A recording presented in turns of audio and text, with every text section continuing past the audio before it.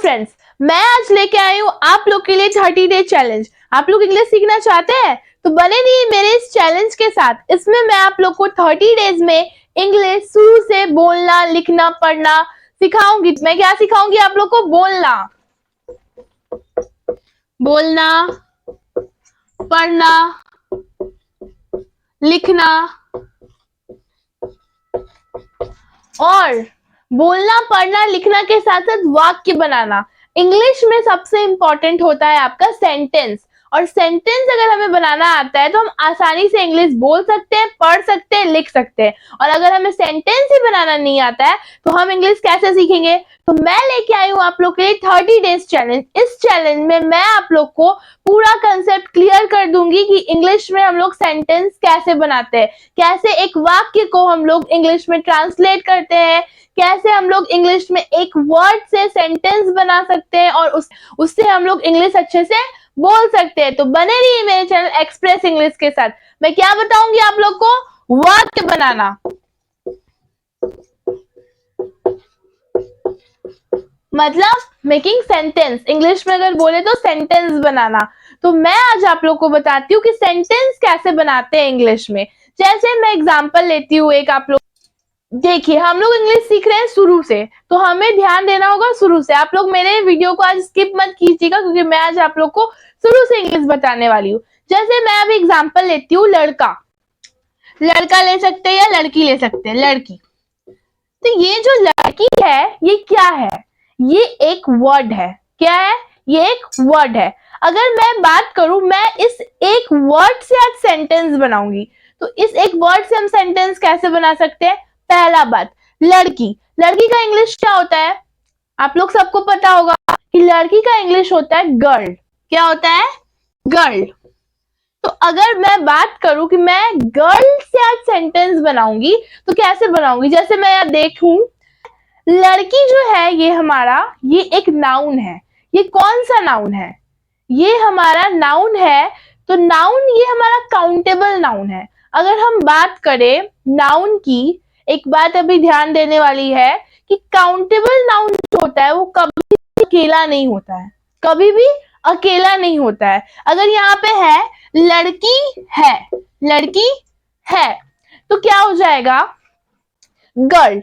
Girl तो है हमारा, लेकिन नाउन अगर काउंटेबल नाउन है जिसको हम लोग गिन सकते हैं, वो कभी अकेला नहीं होता है। तो अगर ये अकेला नहीं होता है तो उसके आगे क्या होगा? A girl. क्या होगा? A girl. जैसे हम लोग बात करें नाउन की, तो काउंटेबल नाउन के आगे हमेशा ए या फिर एन रहता है, मतलब आर्टिकल रहता है। क्या रहता है? आर्टिकल। कोई भी चीज, जैसे मेरे हाथ में ये मार्कर है, तो ये जो मार्कर है अगर मैं इसे लिखूं मार्कर, तो इसके आगे भी ये क्या लगेगा? ए लगेगा। क्या लगेगा? ए लगेगा। A marker. ये जो काउंटेबल नाउन है वो कभी भी अकेला नहीं हो सकता है। उसके आगे हम लोग आर्टिकल का यूज करेंगे। आर्टिकल क्या होता है? अगर वॉवेल है तो हम लोग एन का यूज करेंगे। वॉवेल क्या है? 5 वॉवेल्स होते हैं हमारे, ए ई आई ओ यू। अगर वॉवेल आता है हमारा ए ई आई ओ, ये 5 हमारे क्या है? वॉवेल्स है। बाकी क्या है? कॉन्सोनेंट है। अगर हमारा वॉवेल रहता है तो हम लोग एन का यूज करते हैं। एग्जाम्पल में हम लोग ले सकते हैं एप्पल। अगर मैं यहाँ पे लिख रही हूं एप्पल, तो इसके आगे क्या होगा? An apple. क्या हो जाएगा? An apple. तो आप लोगों को समझ में आ गया कि जो काउंटेबल नाउन है उसके पहले आर्टिकल लगेगा ही लगेगा। तो काउंटेबल नाउन कभी अकेला नहीं रहता है, उसके आगे आपका ए या फिर एन लगता है। जैसे अब हम आते हैं हमारे फिर से लड़की है पे, क्योंकि हम लोग को आज वाक्य बनाने सीखना है। तो वाक्य बनाने हम लोग कैसे सीखेंगे? इस एक वर्ड से आज हम लोग वाक्य बनाना सीखेंगे। अगर आप देखें, लड़की है, ठीक है, इसमें हमारा क्या हो गया? गर्ल। ए गर्ल तो होगा ही, क्योंकि मैंने अभी आप लोगों को बताया कि गर्ल जो है वो आपका काउंटेबल नाउन है, वो अकेला नहीं होगा। क्या होगा? ए होगा। ठीक है। अगर हम बात करें ए गर्ल की, अब आता है हमारा सेंटेंस में वर्ब। वर्ब जो होता है हमारा वो नाउन के पहले होता है, नाउन के पहले होता है। तो यहाँ क्या आ जाएगा? इज। क्या आ जाएगा? इज। अगर हम बात करें ये सेंटेंस को, अगर हम लोग देखें तो ये पूरा नहीं है, ये पूरा नहीं है। यहाँ पे क्या हो सकता है?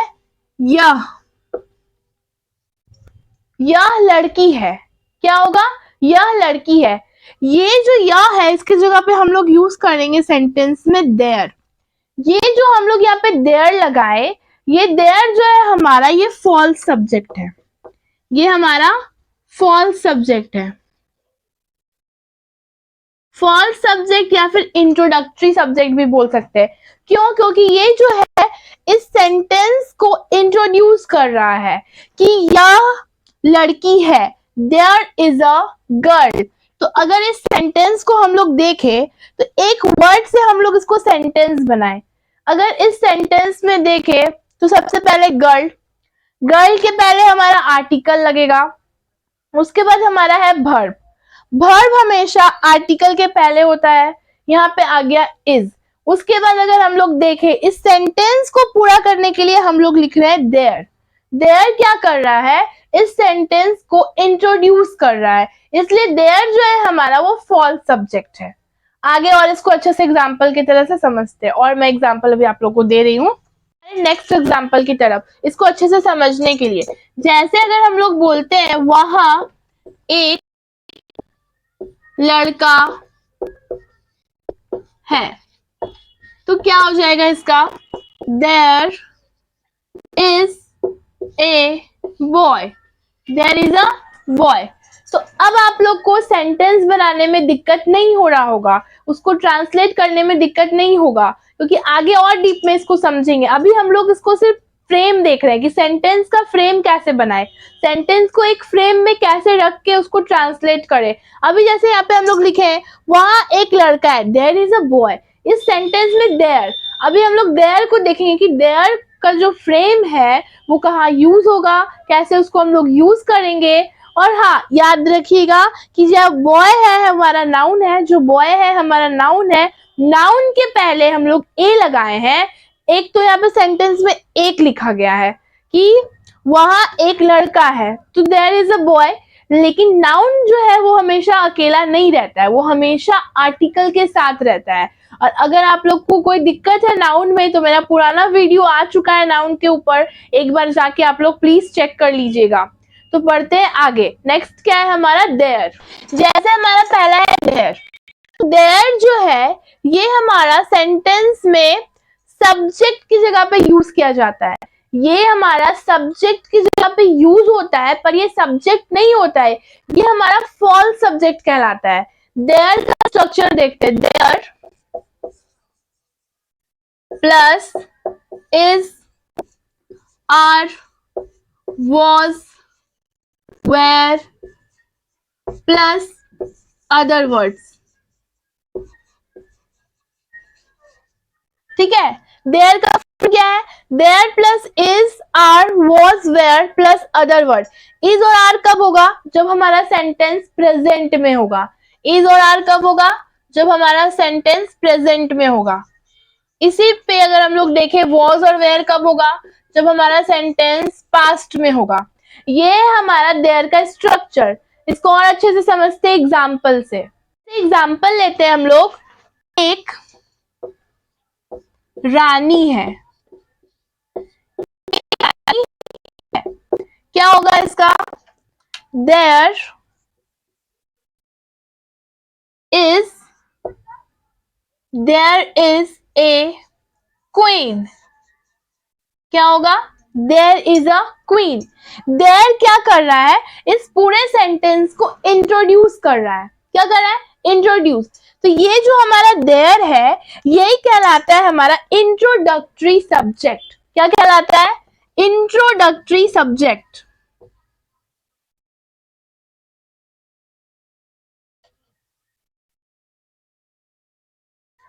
ये जो देयर है हमारा सेंटेंस में, ये इंट्रोडक्टरी सब्जेक्ट क्यों कहलाता है? ये इंट्रोडक्टरी सब्जेक्ट इसलिए कहलाता है क्योंकि ये सेंटेंस का परिचय दे रहा है। क्या दे रहा है? परिचय। हम लोग यूज कर रहे हैं सब्जेक्ट की जगह पे, पर ये हमारा सब्जेक्ट नहीं होता है, ये हमारा सब्जेक्ट के अभाव में जो सेंटेंस जो हमारा परिचय नहीं दे रहा है, ये जो परिचय देने के लिए हम लोग देयर का यूज करते हैं। यहाँ पे अगर हम लोग देखें कि हम लोग देयर का यूज कर रहे हैं सेंटेंस में, क्यों कर रहे हैं? क्योंकि एक इंट्रोडक्टरी सब्जेक्ट है जो कि इस वाक्य का परिचय दे रहा है। इसको और अच्छे से समझते हैं हमारे नेक्स्ट एग्जाम्पल से। नेक्स्ट एग्जाम्पल लेते हैं हम, ग्लास में पानी था। ग्लास में पानी था। अगर आप सेंटेंस को देखें तो इसमें क्या है? था है। तो मतलब ये सेंटेंस क्या है? पास्ट में है। तो क्या होगा हमारा? सबसे पहले तो हमारा देयर होगा। देयर के साथ इज नहीं लगेगा, आर भी नहीं लगेगा, तो क्या लगेगा? वॉज लगेगा। There was. गिलास में पानी था। क्या था? पानी था। तो there was water. There was water in the glass. There was water in the glass. ऐसे हम लोग इंग्लिश में सेंटेंस बनाते हैं। तो आप लोग को सेंटेंस बनाने में कोई दिक्कत ना हो, इसलिए मैं आप लोग के लिए लेके आई हूँ 30 डेज चैलेंज। तो मेरा 30 डेज चैलेंज में बने रहिए। नेक्स्ट बढ़ते हैं हमारा नेक्स्ट एग्जाम्पल की ओर। नेक्स्ट एग्जाम्पल है हमारा, कुछ चाय बची है। कुछ चाय बची है। तो क्या हो जाएगा? सबसे पहले होगा हमारा देयर है, तो क्या होगा? इज। देयर इज कुछ। कुछ का क्या होता है? सम। देयर इज सम चाय का टी। बची, कुछ भी चीज बचना को लेफ्ट बोलते हैं। There is some tea left. क्या हो जाएगा हमारा? There is some tea left. आशा करती हूँ आप लोग को समझ आ रहा होगा, तो वीडियो को स्किप बिल्कुल भी मत करिएगा। अब बढ़ते हैं नेक्स्ट हम लोग अगर हम लोग देखें तो देयर का आप लोग को कंसेप्ट क्लियर हो गया होगा। अगर आप लोग को नहीं समझ में आ रहा है तो आप लोग वो फ्रेम को बस याद रखिएगा सेंटेंस बनाते time. There plus is, are, was, where plus other words. Is और आर का यूज करेंगे जब सेंटेंस प्रेजेंट में होगा, और वॉज और वेयर का यूज करेंगे जब सेंटेंस पास्ट में होगा। तो जब कभी भी सेंटेंस बनाए तो माइंड में ये रखना है कि अभी सेंटेंस प्रेजेंट में है या पास्ट में है। अगर प्रेजेंट में है तो आप यूज करेंगे इज और आर का, और अगर पास्ट में है तो आप यूज करेंगे वॉज का। और हाँ, नाउन का भी ध्यान रखिएगा कि नाउन हमेशा अकेला नहीं होता है। काउंटेबल नाउन के साथ हमेशा आर्टिकल होता है ए और एन। तो अगर आप ये याद रखेंगे तो आपका सेंटेंस हमेशा सही बनेगा। अब बढ़ते आगे, हमारा दूसरी तरफ दूसरा हम लोग ले रहे हैं इट। ले रहे हैं हम इट। अगर देखिए इट, इसका मतलब क्या होता है? यह या फिर वह। ठीक है। अगर बात करें इट की, तो इट के लिए एक बहुत ध्यान रखने वाली बात यह है कि इट जो है वो हमेशा सिंगुलर लेता है, वो कभी भी प्लूरल नहीं लेता है। इट जो है हमेशा सिंगुलर लेता है। तो इट का स्ट्रक्चर क्या होगा? इट का स्ट्रक्चर हो जाएगा आपका it plus is, was plus other word. इसका रीजन क्या है? क्योंकि इट जो है वो कभी भी आपका प्लूरल नहीं होता है, तो वॉज के साथ वेयर नहीं होगा, इज के साथ आर नहीं होगा। क्या होगा? It plus is, was plus other word. अगर प्रेजेंट में है तो इट का यूज करेंगे, अगर पास्ट में है तो वॉज का यूज करेंगे। इट का मतलब भी यह होता है और दिस का मतलब भी यह होता है। अगर हम आपसे पूछे इट और दिस में क्या डिफरेंस है, अगर हम बोले आपको कि इट और दिस के बीच में डिफरेंस बताइए, इट का मतलब भी तो यह होता है और दिस का मतलब भी यह ही होता है। तो आखिर क्या रीजन है, क्या कारण है जो इट का मतलब भी यह है, दिस का मतलब भी है, पर इसका जो यूज है वो अलग अलग होता है। तो अगर हम लोग बात करें इट और दिस की, तो इट जो है हमारा वो हमेशा प्रोनाउन में यूज होता है, हमेशा प्रोनाउन। लेकिन दिस जो है वो डबल रोल प्ले करता है। दिस डबल रोल कैसे प्ले करता है? ये प्रोनाउन भी है, ये प्रोनाउन की जगह भी यूज होता है और एडजेक्टिव की जगह भी यूज होता है। तो जो दिस है हमारा, उसका मतलब भी यही होता है, लेकिन दिस जो है हमारा वो डबल रोल प्ले करता है। और वो कैसे डबल रोल प्ले करता है? क्योंकि ये प्रोनाउन की जगह भी यूज होता है और एडजेक्टिव की जगह भी यूज होता है। इसको हम लोग समझेंगे डीप में एग्जाम्पल के मदद से। चलिए बढ़ते हैं आगे। नेक्स्ट हम लोग समझते हैं इसको एग्जाम्पल से। एग्जाम्पल है हमारा, यह कलम काला है। यह कलम काला है, तो क्या हो जाएगा इसका? This pen is black. यह कलम काला है, दिस पेन इज ब्लैक। इस सेंटेंस में हमारा इट क्यों नहीं हुआ? क्योंकि पेन हमारा नाउन है। क्या है हमारा? नाउन। और नाउन के पहले हमेशा एडजेक्टिव लगता है। नाउन के पहले क्या लगता है? एडजेक्टिव। इसलिए हम लोग यहाँ क्या यूज किए? This. This pen is black. तो यहाँ पे इट नहीं होके दिस होगा, क्योंकि नाउन है पेन हमारा और नाउन के पहले एडजेक्टिव होता है। अब बढ़ते हैं आगे और इसको डीप में समझते हैं और एग्जाम्पल से। नेक्स्ट है हमारा, यह एक कलम है। यह लाल है। क्या है हमारा? यह एक कलम है, यह लाल है। क्या होगा इसका? This is a pen, it is red. अब समझने वाला बात क्या है इस सेंटेंस में? यह एक कलम है, यह यहाँ पे परिचय दे रहा है। हम लोग यहाँ पे यूज किए दिस का, दिस इज अ पेन। पर अगर हम लोग बात करें यहाँ पे, तो ये यह है, ये किसके लिए यूज हुआ है? कलम के लिए। किसके लिए यूज हुआ है? कलम के लिए। और यह जो यह है, ये बार बार अगर हम लोग कलम रिपीट करते तो सेंटेंस अच्छा नहीं लगता, इसलिए हम लोग यह का यूज किए हैं। तो यह और यह भी बार बार यूज नहीं कर सकते, हम लोग प्रोनाउन का यूज करेंगे। तो यहाँ पे हम लोग इट का यूज किए हैं, यही है प्रोनाउन। मेरा प्रोनाउन के ऊपर भी बहुत जल्दी एक डीप वीडियो आने वाला है, तो आप लोग मेरे चैनल के साथ बने रहिए। तो इसमें आप लोग देखिए कि this is a pen, it is. इस सेंटेंस में दिस का यूज किए हैं और यहाँ पे इट का, क्योंकि इट जो है वो प्रोनाउन की जगह पे यूज हुआ है। नेक्स्ट एग्जांपल लेते हैं हम लोग। नेक्स्ट है हमारा, यह एक शिशु है।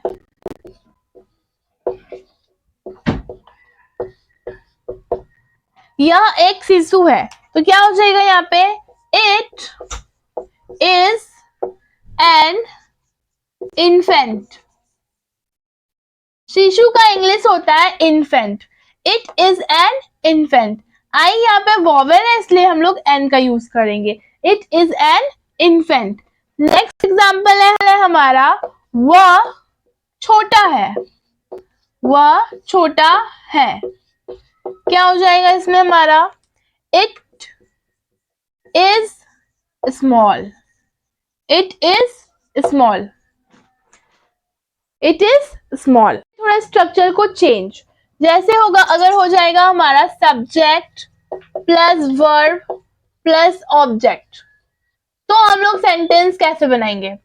जैसे हम लोग यहाँ लिखते हैं, वह पढ़ता है। वह पढ़ता है। कैसे बनेगा? सब क्या हो जाएगा? He reads.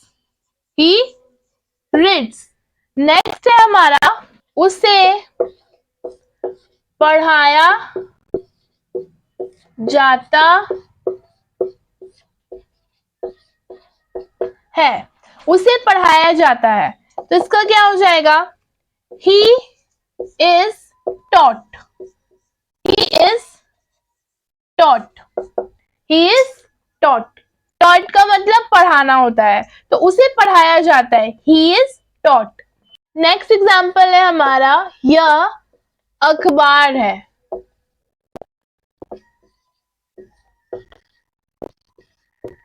इसका ट्रांसलेशन आप लोग मुझे बताइए कमेंट में कि इसका ट्रांसलेशन क्या होगा। अगर आप लोग मुझे कमेंट में बताएंगे तो मैं समझूंगी कि आप लोग को समझ आ गया है। तो इसका आंसर मुझे चाहिए कमेंट बॉक्स में। और आशा करती हूँ कि आज के वीडियो से आप लोग सेंटेंस बनाना सीख गए होंगे। तो मुझे कमेंट बॉक्स में बताइए वह अखबार है, इसका क्या होगा। आज का ये मेरा पहला दिन का चैलेंज है, तो मैं इसी तरह कवर करूंगी 30 डेज चैलेंज और आप लोग को सिखा के रहूंगी इंग्लिश। इंग्लिश सीखना है जीरो से तो मैं 30 डे चैलेंज को प्लीज स्किप मत करिएगा। अगर आप लोग शुरू से इंग्लिश सीखना चाहते हैं तो 30 डे चैलेंज में जरूर बने रहे। और हाँ, इसका आंसर मुझे कमेंट में जरूर भेजिएगा, मैं सबके कमेंट जरूर पढ़ूंगी। और इसका क्या आंसर होगा वो मैं कल की वीडियो में मैं बताऊंगी कि किसने इसका आंसर सही दिया है। अगर आप लोगों को आज का मेरा वीडियो पसंद आया हो तो please like, comment, share and subscribe to my channel Express English. Thanks for watching, bye bye.